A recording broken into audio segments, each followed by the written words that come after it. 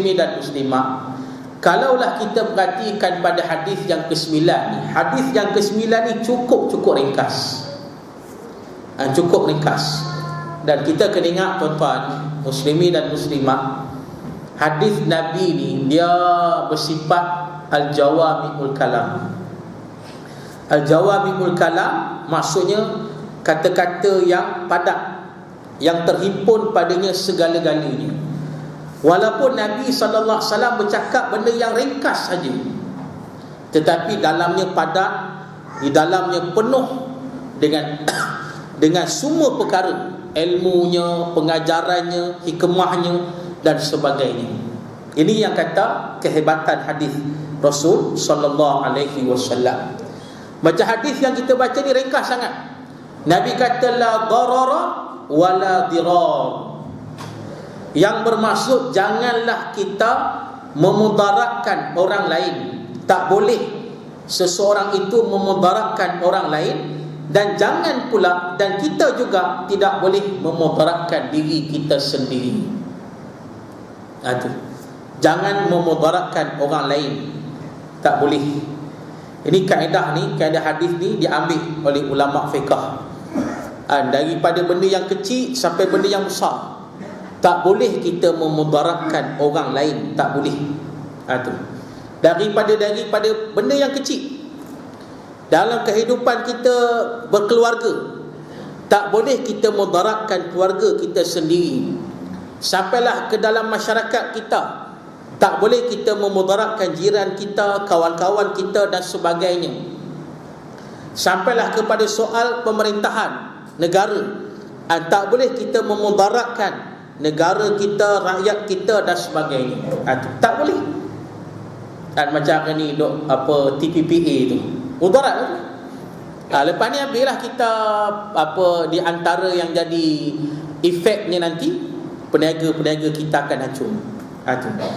Disebabkan no limits, daripada sumber luar datang tanpa limit, yang menyebabkan harga mereka akan mengatasi harga yang ada dalam negara kita, maka pada saat itu akan menyebabkan peniaga kita yang kecil-kecil ini akan habis bungkus. Ini mudarat. Banyak lagi lah tuan-tuan muslimin dan muslimat. Itu yang kata bila ada TPPA ni akan menyebabkan ekonomi kita dipegang oleh Amerika Syarikat. Jadi maknanya cara tak langsung, maknanya negara kita dijajah balik. Itu dijajah dengan kaedah ekonomi yang telah ditunjukkan oleh Amerika Syarikat. Amerika Syarikat dia ambil peluang aja pasal ekonomi dia bermasalah. Ekonomi dijatuh Amerika Syarikat dengan harga rumah yang melambung-lambung, ramai orang dah kena buang kerja dan sebagainya. Jadi mereka nak cover balik negara mereka, mereka gunakan ni kaedah TPPA ni. Ni tuan-tuan, pergilah semua negara ajak mereka join, dan akhirnya yang untung mereka, bukannya kita. Ini tuan-tuan muslimin dan muslimat, ini mudarat. Mudarat merosakkan masyarakat, merosakkan rakyat yang ada hari ini. Ini tuan-tuan. Jadi pasal itu Nabi larang sama sekali perbuatan macam ni. Nabi larang.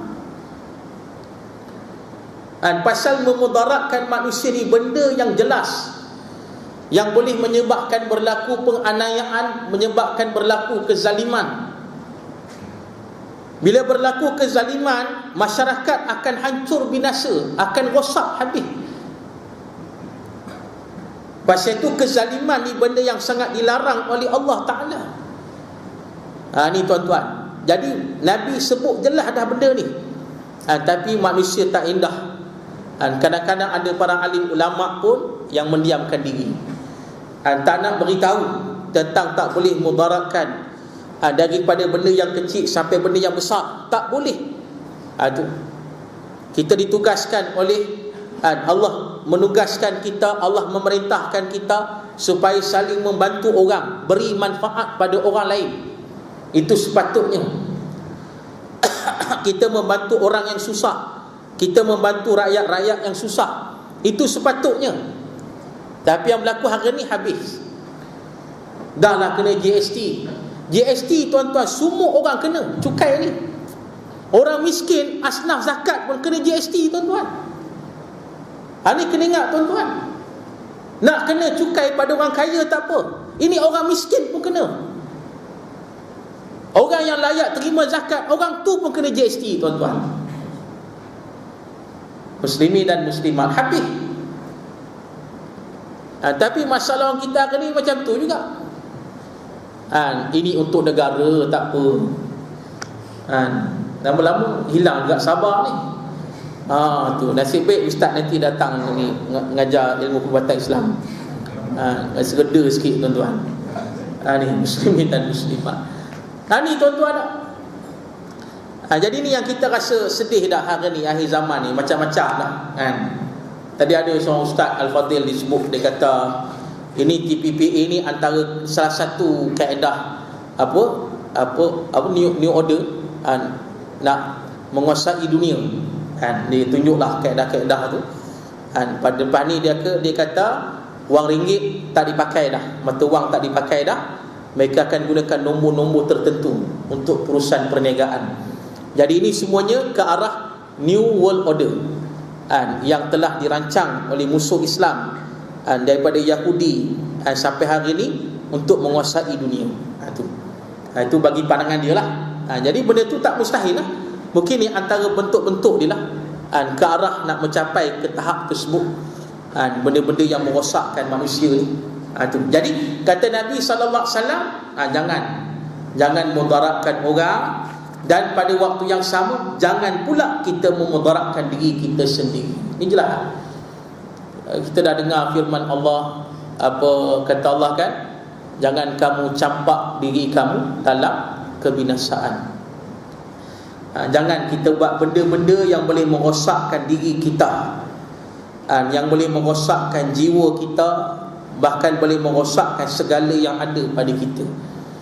Itu yang dalam hadis ini jugalah jadi dalil tentang ulama mengharamkan isap rokok hari ni dengan vape-nya.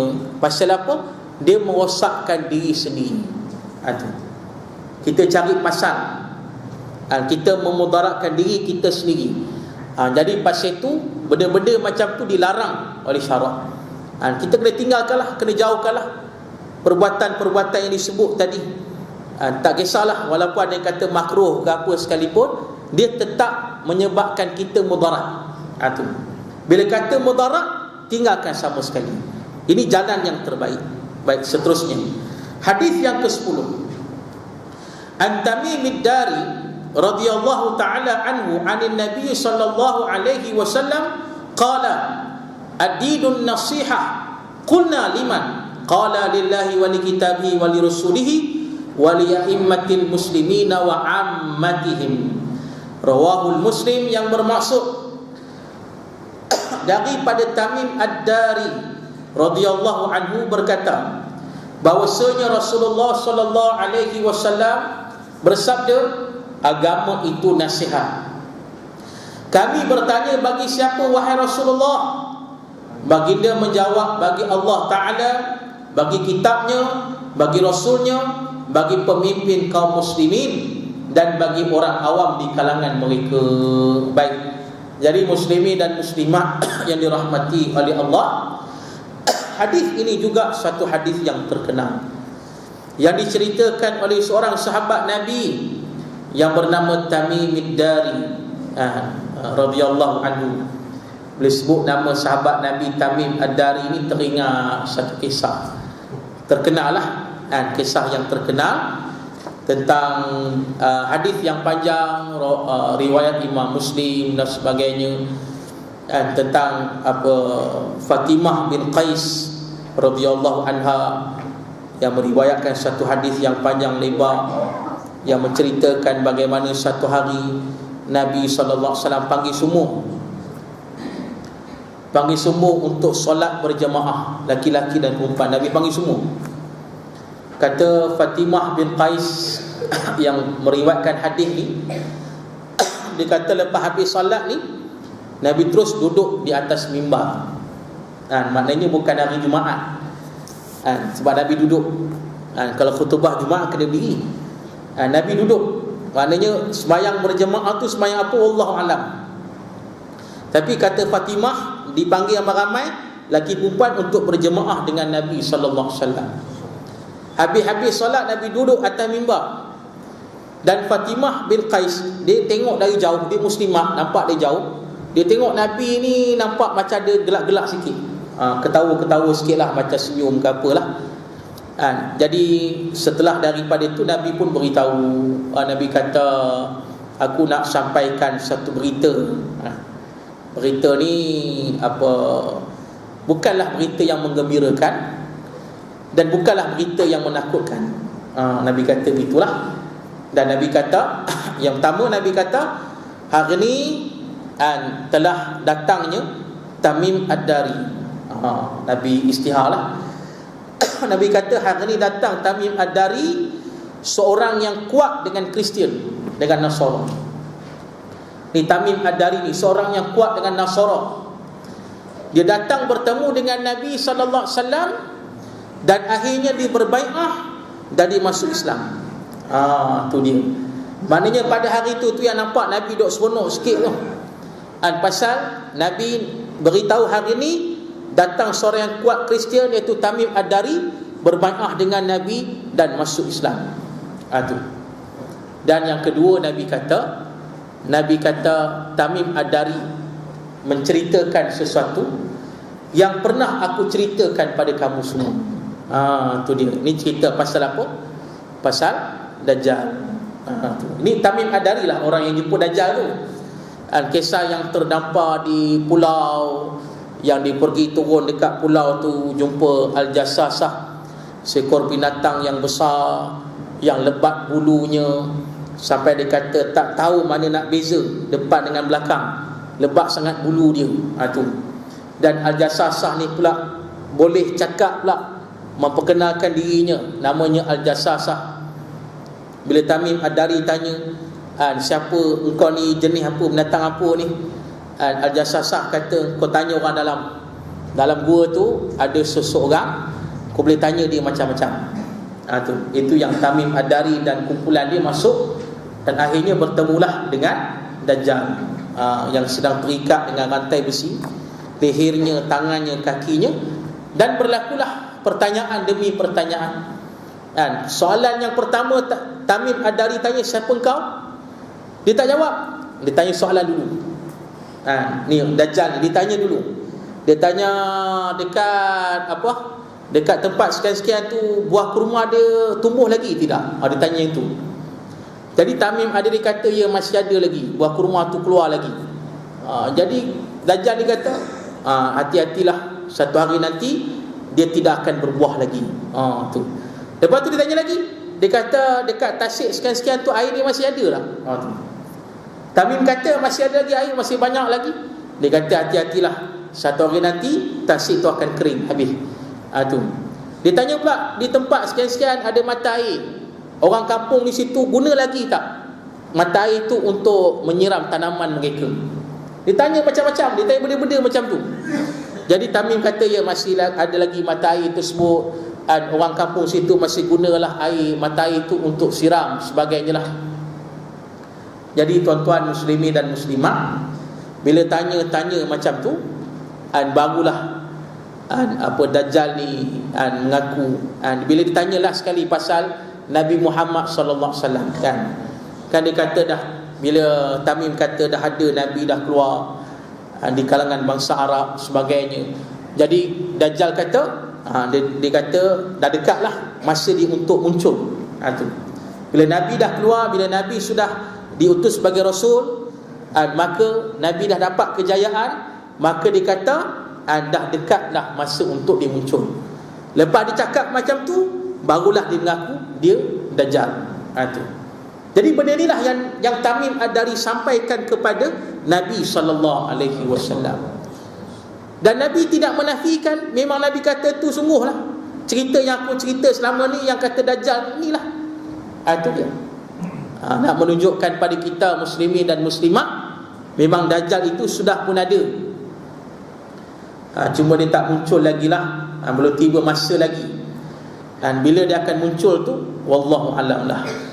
Sekarang ni banyak kerosakan, banyak fitnah, banyak kejahatan. Ini semuanya bunga-bunga sebelum kemunculan Dajjal tersebut.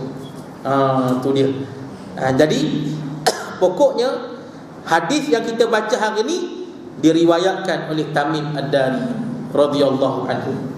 Jadi hadis ini hadis yang terkenal, bagaimana Nabi SAW bersabda, ad-dinun nasihah, agama itu adalah nasihat. Jadi sahabat tanya, liman, bagi siapa ya Rasulullah? Jadi kata Nabi SAW, lillahi wa li kitabihi wa li rasulihi wa li a'immatil muslimin wa ammatihim. Nabi kata, bagi Allah, bagi kitabnya, bagi rasulnya, bagi pemimpin kaum muslimin, dan bagi orang awam di kalangan mereka. Itu dia. Jadi muslimin dan muslimat, dalam kitab ni ada nota di bawah tu, dia kata nasihat bermakna menghendaki kebaikan bagi orang lain. Makna nasihat bagi Allah beriman dengannya, dan makna nasihat bagi kitab Allah ialah membenarkan dengannya, dan makna nasihat bagi Rasul mengikuti sunnahnya, dan makna nasihat bagi pemimpin ialah menolong mereka membuat kebaikan, dan makna nasihat kepada orang awam ialah membimbing mereka ke jalan yang benar. Itu huraian dia. Yang kata nasihat tu Nabi kata bagi Allah, bagi kitab Allah, bagi Rasul, bagi pemimpin kaum muslimin, dan bagi orang awam. Jadi dikata yang dimasukkan nasihat bagi Allah adalah kita beriman kepada Allah Subhanahu wa ta'ala. Itu kewajipan kita lah. Ini pun jelas. Jadi dikatakan nasihat bagi kitab, iaitu kita membenarkan dengannya, membenarkan kitab Allah, dan kita mengamalkan apa yang termaktub di dalam kitab Allah itu. Itu yang dimasukkan nasihat bagi kitab Allah. Nasihat bagi Rasul, iaitu kita ikut sunnah ajaran Nabi SAW. Ini jelas. Dan begitulah juga nasihat bagi pemimpin, ialah menolong mereka dalam melaksanakan kebaikan. Dan maknanya kalau pemimpin itu melaksanakan kebaikan, tolonglah. Tapi kalau pemimpin itu tak buat kebaikan, macam disebut tadi di PPA sebagainya, itu bukan kebaikan, maka tak boleh ditolong. Bahkan kata Imam Hanafi, kalau pemimpin jahat macam tu kena jatuhkan. Itu dia, kena jatuhkan. Kalau jahat macam tu lah, menggadai negara, menyebabkan orang jadi susah, jadi zalim makin dahsyat, kena jatuhkan. Itu dia. Dan kemudiannya disebut tadi nasihat kepada orang awam, maksudnya membimbing mereka ke jalan yang benar. Itu dia. Mana kita dah buat majlis ilmu ni, ini antara sebab dia lah, nak bimbing masyarakat, orang awam, orang-orang Islam yang ada ke jalan yang benar. Itu dia.